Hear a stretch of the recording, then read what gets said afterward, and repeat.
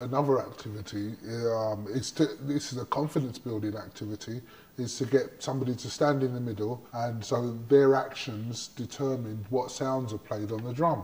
So for example, if they stamp their feet, then the people playing the drums on the instruments go like that. If they wiggle their bottoms, they go like that. And if they do a swimming action, they go like that. And that sort of activity allows people to stand up who are not so confident, and they're able to lead a group of other people by their actions. And so, yeah, it creates a non-verbal communication, confidence building activity. They're invaluable, transferable skills that you learn from the activity, or that facilitators should develop, and participants should develop as well. By boosting the participants' confidence, self-esteem, they were able to thereby deliver a better service in their roles as facilitators. Vavavoom, whatever that means. But at the end of the sessions, I found that people have found that vavavoom, that motivation to go out and do things, you know. The only way I can compare the feeling that people get after a drumming session is the sort of thing where, like, you know, if you go to the hairdressers or the barbers, or if you're a religious person, you go to church. If you're a drinker and you go into the pub, that lift or that buzz that you get from doing whatever activity that makes you feel good, well, the same thing comes from drumming. You get a lift, an inspiration from it, and for anybody who has that. As the course progressed, people became more confident and clearer in what they wanted to do, and how they were going to go about doing it, and started the exchange of ideas and methods that came out from the course as well was extremely helpful to various individuals. So many different opportunities have opened up. I think I will be doing some drum facilitation. I'd like to do some drumming with some foster children. I've got a few ideas. I mean, one of the obvious things that Somesh suggested is to ring the schools and maybe start working with schools and after school groups. Also, I'd like to work with corporations, with people, office workers who are stressed, but I'll start with the schools. But I'm looking at putting together music for spiritual healing and how to train people in that. I know of three people that have gone on to employment in that particular field, and we're still collating the information about how the others have got on and what progress they've made with regards to employment or future activity as facilitators. My daughter was actually doing the course with me as well.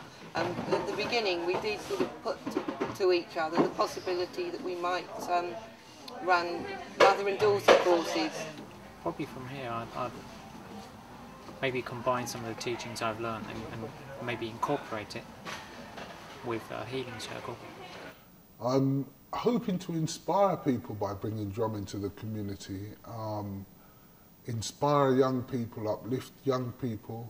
The reactions that you see from people at the end of workshops, it's something that it's like a rare gift. You know, when you see people leave the workshop and they finish, and you see the lift in the person's character, you know, that is so fulfilling and so rewarding.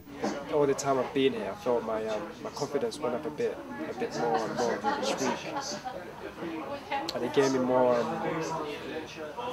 I felt more ambitious. Every human has a capacity in them to learn things, and when you can learn something, a new activity that allows you to learn about yourself, I think that's pricelessly empowering. You have to learn to blend in a way, but also be able to stick out. It's really complex. You know? I participated in the course, and I was able to go on and lead workshops as a result of that course. Do you know, I went through a period where I was doing 3 workshops a week throughout the month of October. One of the participants on the course, Lena, she went on, she's working with special needs group Swardt in Wimbledon. They really enjoyed it. They had a transformation of character and in attitude. What I learned here was how to nurture my gifts. And that's a great gift that Somesh has given me, and I'm eternally grateful.